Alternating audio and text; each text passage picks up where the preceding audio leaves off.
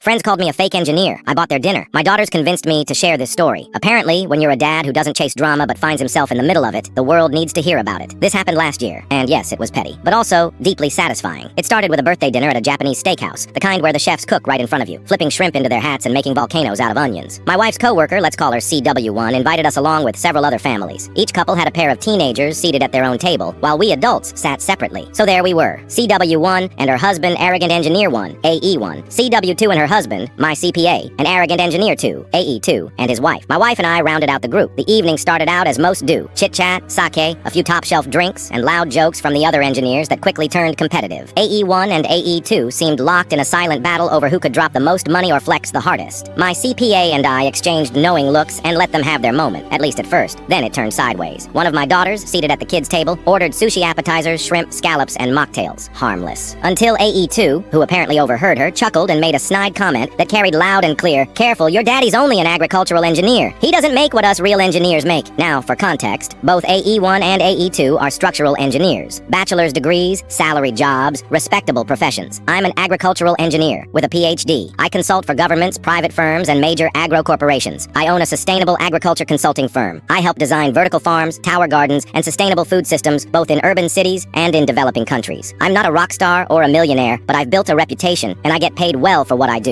In fact, last year, I landed a multi-year, seven-figure contract for large-scale tower garden implementation across several states. But apparently, these two assumed I ran around barefoot teaching villagers how to dig holes for tomatoes for free. Their jokes continued. Is it good to plant onions and carrots next to each other? Followed by a round of laughter as they high-fived over their witty dig at my profession. Even their wives rolled their eyes. I let it go. My CPA, however, was trying not to fall off his chair laughing, because what AE1 didn't know is that my CPA handles both our books. AE1, still drunk on ego and sake, challenged the CPA to reveal what he made last year after bonuses. The number was respectable, a solid 6 figures, but the CPA grinned and turned to me. "You want me to share yours?" I declined, politely, but the smirking continued. At that point, I excused myself and headed to the restroom, but I had another stop in mind. I found our waiter, pulled out my card, and paid for the entire party's meal, appetizers, entrees, drinks, desserts for all adults and teens, and left a very generous tip beyond the automatic service fee they had added for the large party. When I got back to the table, dessert had arrived. As the waiter handed out plates, he thanked me, in front of everyone, for covering the check, and added that the tip was the best he'd seen all month. The table fell silent. AE1 and AE2 looked stunned. I smiled, nodded, and turned to the CPA. "Now you can tell them." He did. My income last year, after taxes, was just shy of triple what AE1 brought home. AE2's eyes widened. AE1 blinked like he'd been slapped with a napkin soaked in soy sauce. I pushed in my chair, wished everyone a good night, and left with my wife and daughters.